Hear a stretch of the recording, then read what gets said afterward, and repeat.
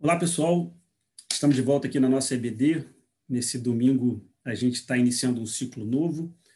Encerrou no ciclo passado com a Jaqueline o último livro dos profetas menores, que foi Malaquias.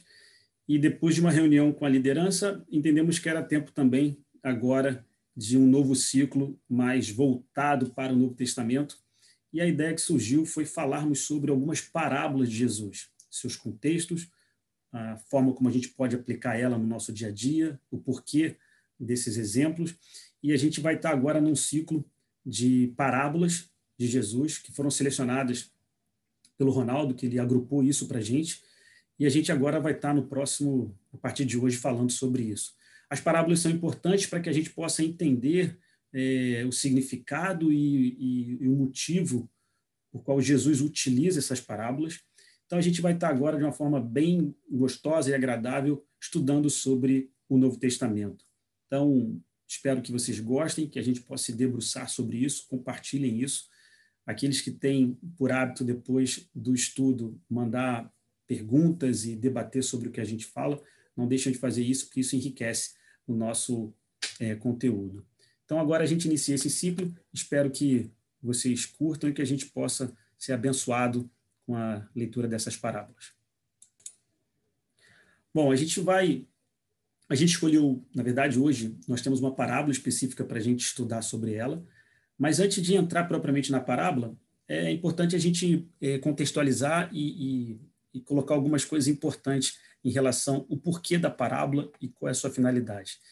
Então, eu vou compartilhar um slide que vai nos ajudar aqui a seguir. Deixa eu botar aqui na apresentação. Espero que todos estejam vendo aí. Então, na verdade, a gente fala aqui das boas novas do reino. A gente vai estar falando sobre a parábola de Mateus 22, de 1 a 14, e que fala do conflito entre o novo e o velho. E a gente vai ver isso mais adiante aí.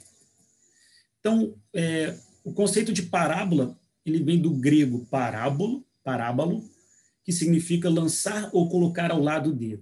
Então, parábola é algo que se coloca ao lado de outra coisa para um efeito de comparação. Então, se eu quero explicar algo que está acontecendo, eu posso usar uma parábola, que é pegar um evento, pegar uma história, uma ilustração, e usar de paralelo, de espelho, para explicar alguma coisa que precisa ser narrada. Então, utiliza-se de um evento comum da vida natural para acentuar ou esclarecer uma importante verdade espiritual.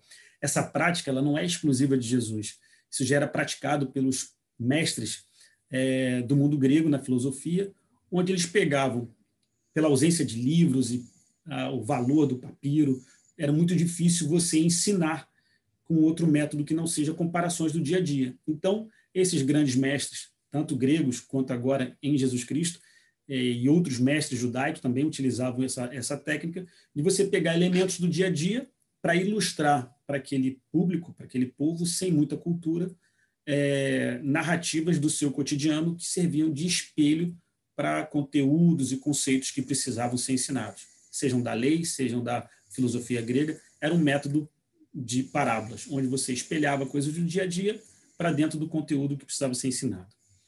Dentro desse contexto, a gente vai encontrar 50 vezes nos evangelhos sinóticos ou sinóticos, que são os 3 evangelhos que são espelho, né, que foram Mateus, Marcos e Lucas. Marcos serviu de base para os outros 2, e a gente vai encontrar Jesus utilizando suas parábolas em pelo menos 50 vezes aqui ao longo desses evangelhos. Então, é uma forma que Jesus, conhecendo o seu público, que era um público iletrado, sem muito conhecimento, ele utilizava figuras do dia a dia para poder ensinar a sua mensagem. E a gente vai perceber que ela também vai ser utilizada para com os religiosos, ou seja, homens letrados, doutores, mestres da lei. Jesus também usou parábolas para provocá-los, né? Provocar o espírito farisaico, os religiosos da época. Ainda desse contexto de interpretação de parábolas, é importante a gente levar 3 pontos numa análise de uma parábola, numa interpretação de uma parábola. Entender o contexto histórico e cultural que envolve aquela parábola.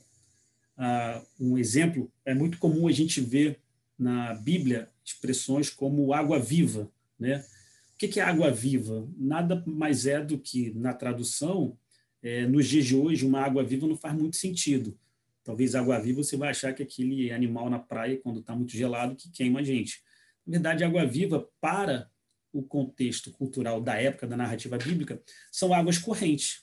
As águas correntes, seja de riacho, de uma cachoeira, de um rio, ela não tem aquele gosto salobro, ele não tem aquele gosto de água parada, ela tem mais vida, porque ela não é uma água parada. E aí usa-se a expressão água viva. Não faz muito sentido para a gente, mas é um texto daquela época.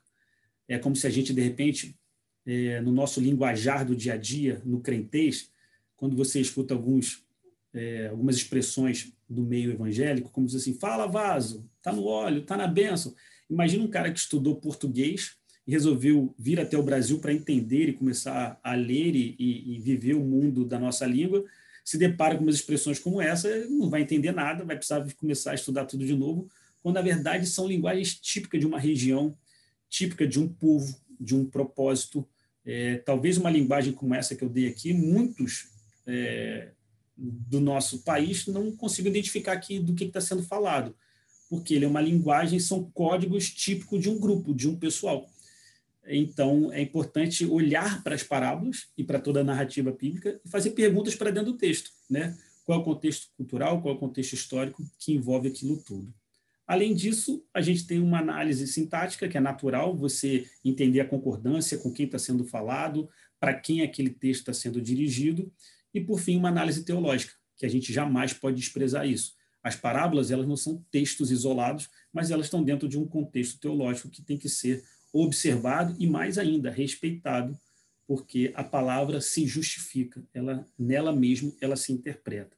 Então, esses são princípios para a gente interpretar uma parábola, método utilizado por Jesus para a gente entender a sua mensagem. Dito isto, a gente vai para uma etapa seguinte, que agora é ler a parábola do texto de Mateus 22, que vai do 1 ao 14. Eu coloquei aqui, está pequeno, mas você pode abrir a sua Bíblia. E faz parte de um grupo de parábolas que fala sobre as boas novas do reino. Nós vamos encontrar diversas parábolas que falam sobre a chegada desse novo reino. A gente vai ver que tem parábolas em que elas estão sendo destinadas para um público e outras parábolas que estão sendo destinadas para outro público. Quando a gente olha esse texto aqui, logo quando terminar a leitura aqui no versículo 14, a gente precisa fazer algumas perguntas para o texto e ele vai nos responder para que a gente entenda o que está por trás dessa parábola. Então, lendo o texto que está aqui na tela, diz assim: de novo entrou Jesus a falar por parábolas, dizendo-lhes, o reino dos céus é semelhante a um rei que celebrou as bodas de seu filho. Então enviou seus servos a chamar os convidados para as bodas, mas estes não quiseram vir. Enviou ainda outros servos com esta ordem: dizei aos convidados, eis que já preparei o meu banquete, os meus bois e cevados já foram abatidos, e tudo está pronto, vinde para as bodas. Eles, porém, não se importaram e se foram, um para o seu campo, outro para o seu negócio. E outros, agarrando os servos, os maltrataram e mataram. O rei ficou irado, e enviando as suas tropas, exterminou aqueles assassinos, e lhes incendiou a cidade. Então disse aos seus servos, está pronta a festa, mas os convidados não eram dignos. Ide, pois, para as encruzilhadas, nos caminhos, e convidai para as bodas o quantos encontrardes. E saindo aqueles servos pelas estradas, reuniram todos os que encontraram, maus e bons, e a sala do banquete ficou repleta de convidados. Entretanto, porém, o rei, para ver o que estavam à mesa, notou ali um homem que não trazia veste nupcial. E perguntou-lhe, amigo, como entrastes aqui sem veste nupcial? E ele emudeceu. Então ordenou o rei aos serventes, amarrai-os de pé e mãos e lançai-o para fora, nas trevas. Ali haverá choro e ranger de dentes, porque muitos são chamados e poucos os escolhidos. Esse texto é uma parábola conhecida, que a gente tem muita coisa dentro dela, e a gente precisa entender o que está por trás dessa parábola. Na sequência, a gente precisa agora, eu botei esse slide aqui, para que algumas perguntas sejam feitas para dentro do texto, e aqui estão as respostas dessas perguntas. Onde está acontecendo essa parábola? Essa narrativa é para quem? Então, vamos recapitular, a gente está em Mateus 22. Lembra que Mateus 24 é uma mensagem escatológica do final dos tempos, e logo na sequência a crucificação, no finalzinho do livro de Mateus. Jesus agora ele está dentro de Jerusalém.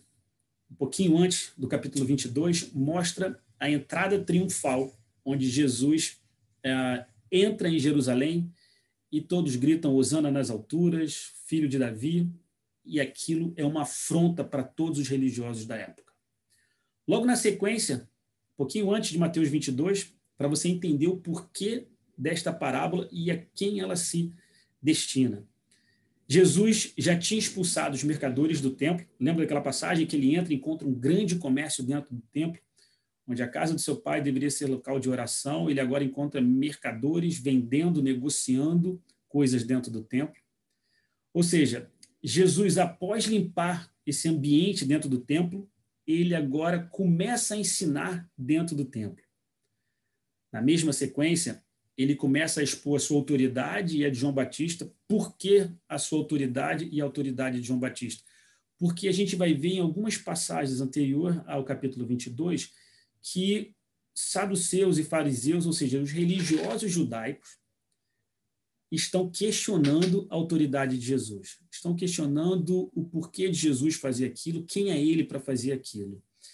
E Jesus insiste com a sua autoridade, ele provoca sobre João Batista, e a gente vai perceber que todas as mensagens, tudo que envolve a parábola das bodas, um pouquinho para trás e um pouquinho para frente, a gente vai ver parábolas muito parecidas, que têm o mesmo propósito. Que propósito é esse? Provocar a religiosidade dos fariseus. Agora, como eu coloquei aqui, é um momento de tensão entre a mensagem de Cristo e os religiosos. Jesus agora está tensionando a relação com as autoridades judaicas. Jesus está prestes a ser crucificado. Ele agora lança a sua última mensagem. E o público destinado dessa mensagem são os religiosos. O povo está ouvindo aquela mensagem, mas aquela mensagem é de fato para os religiosos. Por isso você vai perceber uma parábola de muita tensão, uma parábola dura. Ele vai falar ali, a gente viu, da destinação para aqueles que não estão vestidos de forma correta na mesa do rei. A gente vai falar um pouquinho mais na frente do detalhamento dessa parábola. Mas perceba, dentro desse contexto onde Jesus está inserido, surge essa parábola. Dificilmente essa parábola seria lançada e explicada no momento em que Jesus Cristo está no monte com os humildes, com os seus discípulos sozinho. Essa parábola, assim como as que estão um pouquinho na frente de Mateus 22, um pouquinho para trás, são destinadas aos religiosos. E esses religiosos são aqueles que estão tensionando a relação de Jesus. Está prestes a romper a relação e, de fato, ser decretado a prisão, ser entregue às autoridades a vida de Jesus Cristo. Então, esse é o cenário em que está inserido essa parábola. Na sequência, eu coloquei aqui todos os elementos que envolvem o personagem na parábola e ele tipificado no contexto histórico. Então, quando a gente olha para essa parábola, a gente vai encontrar a figura do rei, que a gente pode fazer um espelho com a figura de Deus. O Filho, o próprio Senhor Jesus, servos e mensageiros, que são os primeiros agora a saírem para convidar, levar o convite para os convidados. Existe um público para receber esse convite. Esses servos e mensageiros aí a gente pode colocar como os profetas que anunciaram a lei, bem como também evangelistas, mas mensageiros da parte de Deus que foram convidar um público específico. Esses primeiros convidados, o item 4, a gente pode associar aos fariseus e saduceus, ou seja, ao povo de Israel.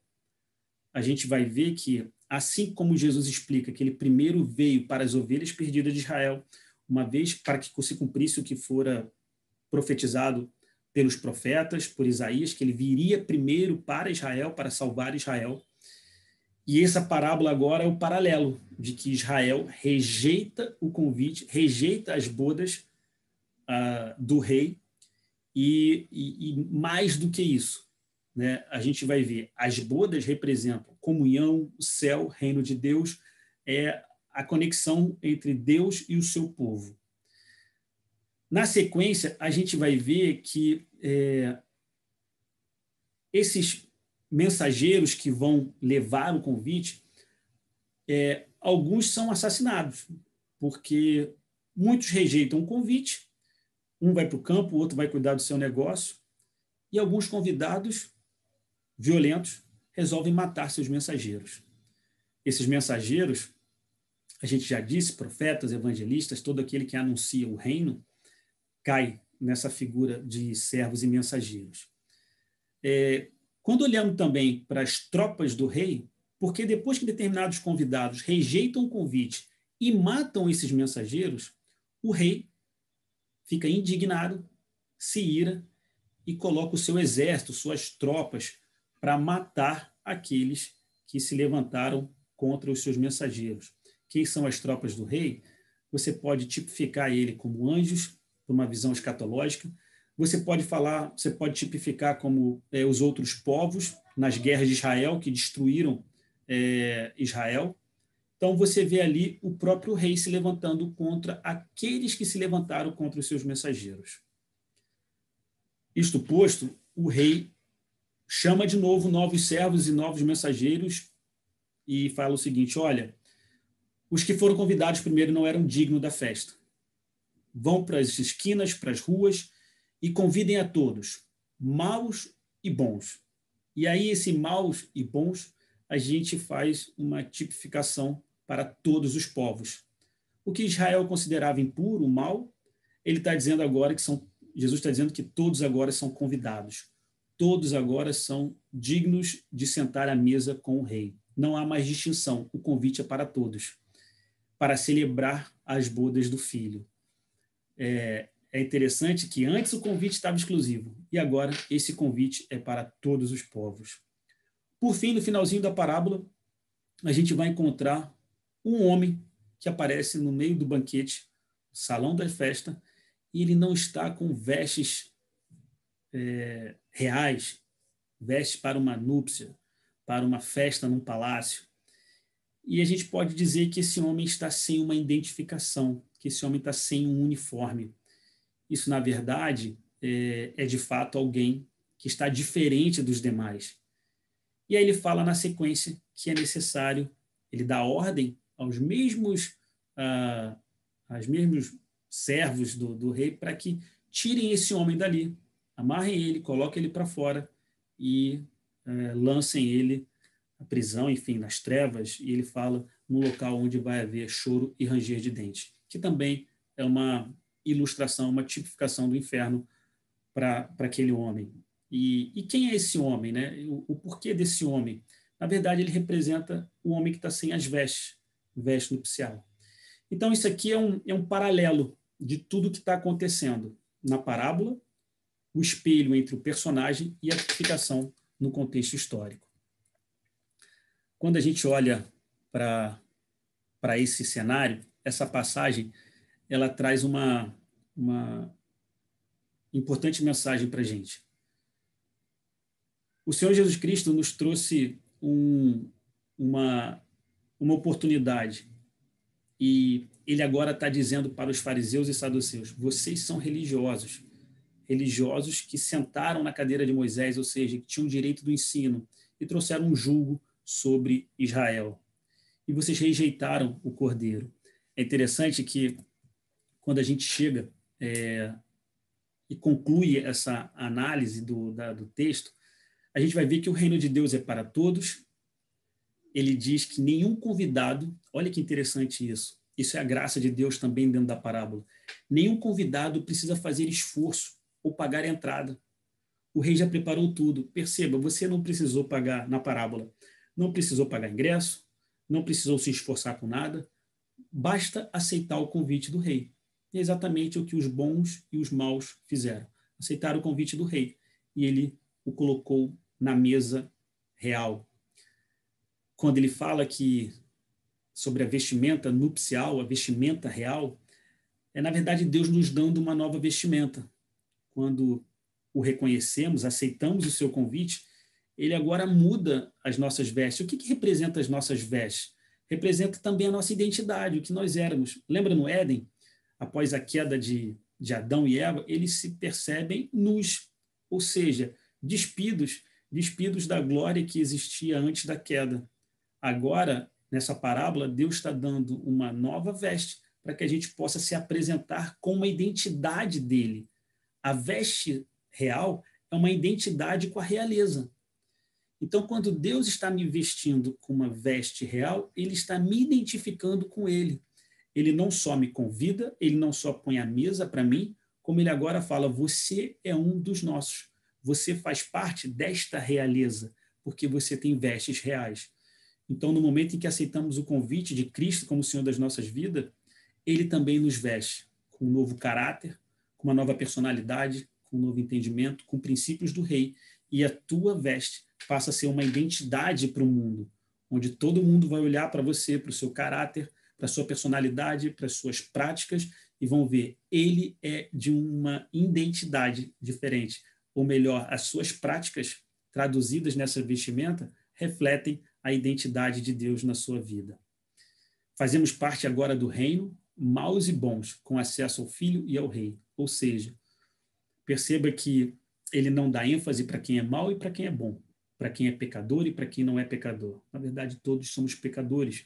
Mas ele diz, olha, diante da justiça dos homens, maus e bons, todos vão sentar à mesa do rei. E todos vão ter acesso ao Filho e ao Rei. Os religiosos não entenderam esse convite de Jesus. E não é diferente nos dias de hoje. A gente encontra, nos dias de hoje, o mesmo espírito farisaico, ou seja, religião querendo se apoderar da mensagem de Jesus Cristo. A mensagem de Jesus Cristo não é uma religião. A parábola do reino deixa claro que Jesus se levanta contra os religiosos. Religiosos são dogmas criados por homens.